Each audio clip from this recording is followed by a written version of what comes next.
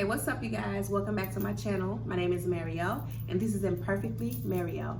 If this is your first time coming by, thank you so much. If you're a returning subscriber, thank you very much for coming back. If you shared my stuff on social media, you called me, you text me, giving me feedback on my last video, thank you so much. I really appreciate you guys are motivating me to actually get on camera and talk my stuff. So thank you so much. I appreciate you guys. As promised, every video I want to start with a sentiment, an idea, a thought, a quote, something I saw, even from Justin L.A. Boy on social media that maybe resonated with me or that just sparked, a conversation. And this week's is this concept of a soft life.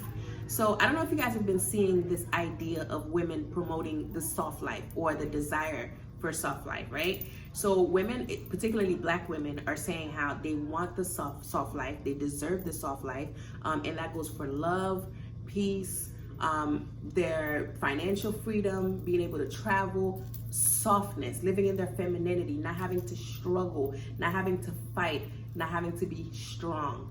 And so that segues me into the topic of today's video, being strong. So I recently took a class, like a self-help, self-motivating class called Reset. Shout out to my instructor, Miss Deborah. I love you so much. One of my homework was to get family members or friends or yourself come up with, I think it was 100 words that best describes who you are, right? Just one word, but 100 different ones to describe who you are. And so at the top of my list was independent, strong, and I think go-getter, right? And I probably text about 20 people, friends, family, old classmates.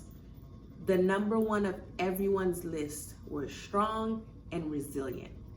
I had been called strong and resilient by damn near everyone who I asked to describe me in one word, right? So at the time, I was elated. I was like, you know what? Everybody's noticing that I'm strong. I like that. The recognition. You're at a job, you're busting your butt, you're doing extra work. You want the recognition of your boss. You want the recognition of your coworkers, right? Yeah, they better see that I'm working hard out here. And so it made me feel so proud that people recognize how strong I was. People recognize how resilient I was. They said anything they threw, they would say the word and then have a paragraph following. Girl, you are just such a fighter. Anything thrown, I don't even know how you do it. Girl, you just as cute as you want to be while you fighting the fight of your life. And as long as I've known you, you've just always, thank you. Thank you so much. I appreciated it at the time. It, to me, was a compliment. But as of late, right, I haven't been feeling like that's such a good thing anymore.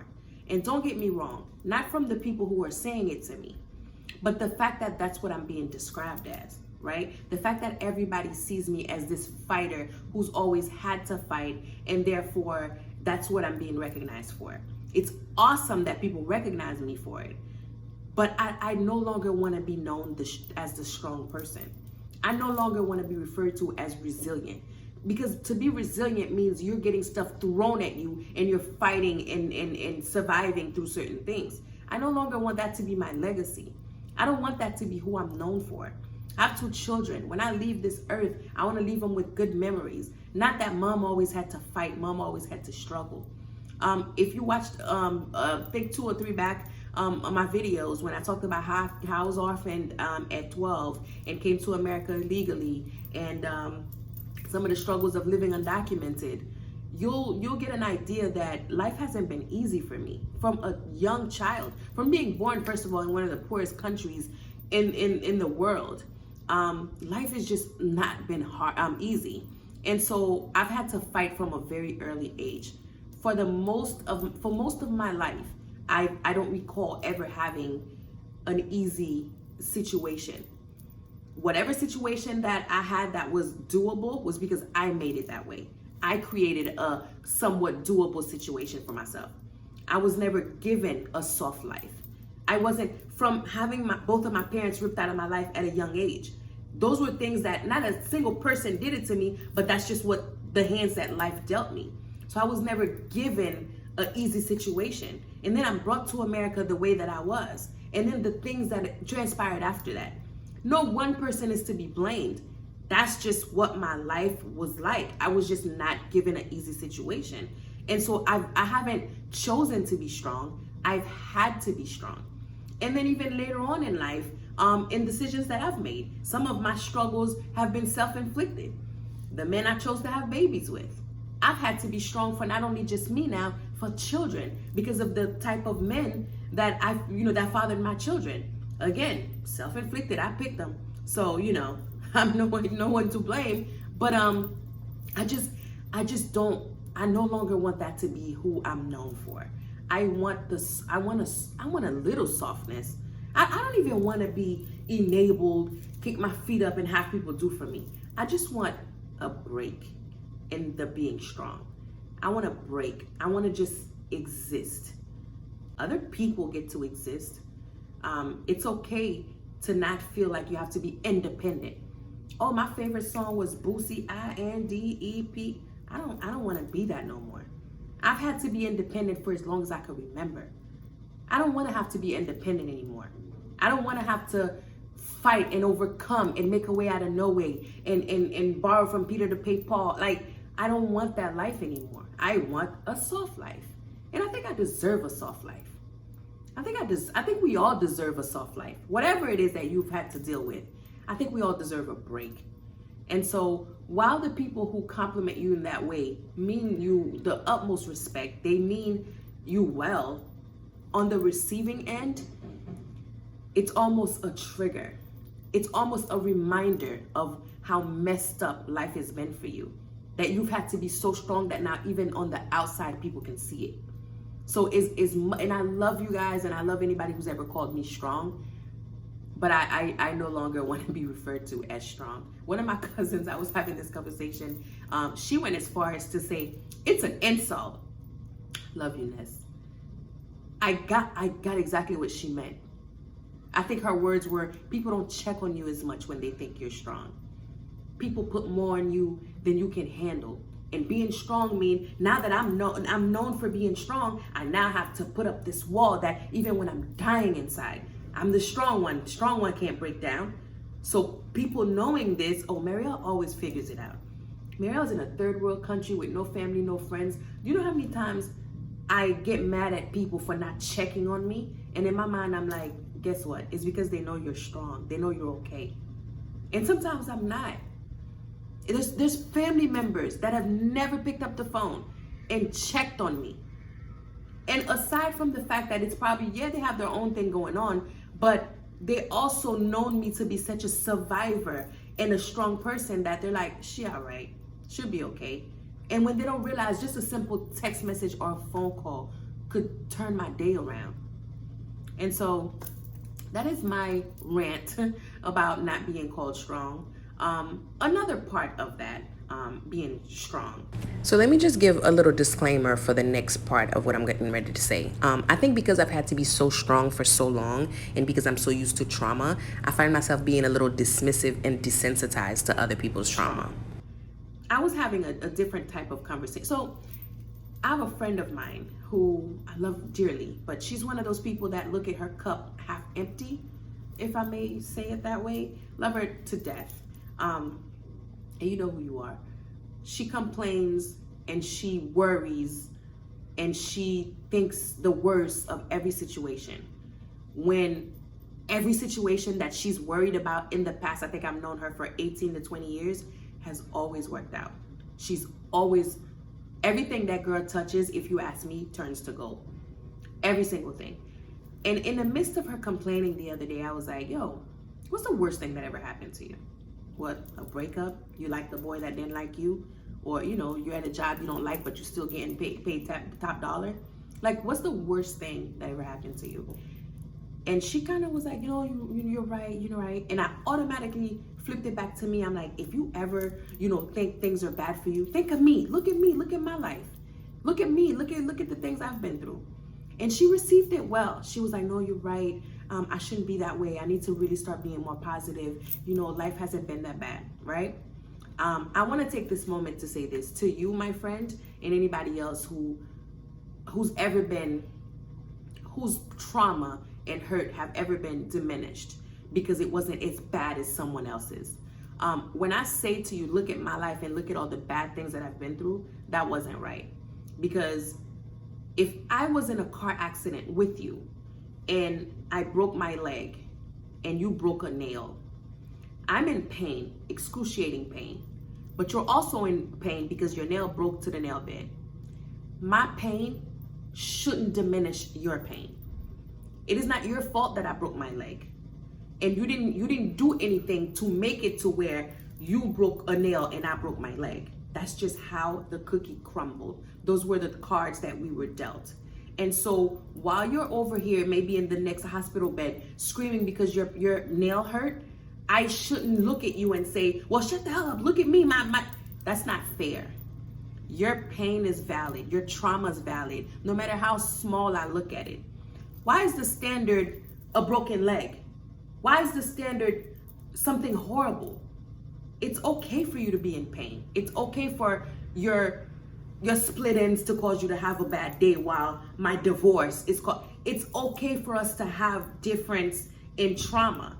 The standard shouldn't be the worst.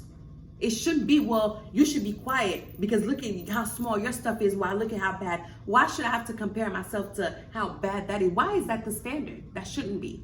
And so I apologize to you, friend, for that. And anybody else who I've ever dismissed your pain because mine was worse, or if I've ever compared myself to what you're going through in the spirit of comparison. Major, major, major faux pas for me. I dealt with that and I'm still dealing with that to this day. I compare myself every single day to someone else. You know, I'm the one that's always had to be called strong because of how bad life has dealt me. Life gave me the rotten lemons. I compare myself to old classmates, to old friends, to family members, not even people on TV. I'm a little more realistic with my comparisons. I compare myself to people who I started at the bottom with and are now way ahead of me, right? So we're all in this race, and I remember people who I want to make this perfect analogy. Going back to the way I came to America, my family's rather large. I am the only person whose story turned out the way it did. My story is unlike any of my other family members, any of my cousins, any of my aunts and uncles. My story is the worst out of every single person that came from Haiti, or for the longest I was bitter about that. And I would even compare myself to some of my cousins who came after me, right? So they came after me and they came the right way, or they had someone advocating for them and they soared. I have little cousins who came years after me and are now been citizens, buying homes in America, college degrees on top of college degrees, doing well, living the American dream. And so we started at this race where I feel I had a head start. I was there in America long before them. And as I'm running, I get hurt, my ankle is broken, and everybody passes me. And instead of me catching up, sometimes I feel like my other ankle is not broken. Like I feel like I'm steady being held back as I watch everyone else soar. And so when I listen to these people sometimes tell me that they're having a bad day or that they're depressed, I can't help but to side-eye and be like, but that's not okay. That's not fair. We all have our cross to bear. And so in the spirit of, this is taking a turn, but that's to be expected on this channel. In the spirit of just not wanting to be strong, I want it to be known that as much of a compliment as that is, and as much as sometimes, I just don't feel like being strong all the time. I don't want that to be my legacy. I don't want that to be what I'm known for. And so if you've ever felt that way, if you're the strong one in your family, and if you're the strong one that, people say check on your strong friends. If nobody checks on you because they think that you're so strong, it's okay for you to get up one day and say, I don't want to be that anymore. I no longer want to carry that label. There's a lot that comes with being strong. It's almost like you're not allowed to not be strong. And no one want that type of pressure. No one wants to be put on that. It's literally, you're putting me too high, because I'm not that strong all the time. This is a survival technique. It's either strong or what? What are the alternatives? I don't have another choice. And now I have children. So if I'm not strong, what's option number 2? I don't have a choice. And so while you're thinking I have this S on my chest and I'm just surviving. I'm just literally squeezing these dry ass lemons that I was given to try to make a little bit of, not even lemonade. I'm trying to make a lemon drop martini because things are tough. So that was my rant about being strong. I don't know if you guys can relate to this, if you guys understand where I'm coming from. But drop that in the comments. Let me know how you feel about that. If you've ever been called strong, if you've ever looked at someone else who was going through something and dismissed their feelings and why you felt that way. If you've dealt with comparing, we all have someone who we at some point compared ourselves to. And so otherwise you're not human, because that's just a human thing. I'm working on that personally. I'm trying to keep my eyes focused on my race. And it's not about who finishes first, it's about all of us finishing. So I'm trying to self-motivate myself and self-teach myself to not focus on other people and, remain focused. So once again, you guys, thank you so much for stopping by. I know this video is a little off topic, but not really, because I promised you this would be all over the place. So here I am. So drop that in the comments. Let's have a conversation. As always, thank you so much for watching, and I'll see you next time.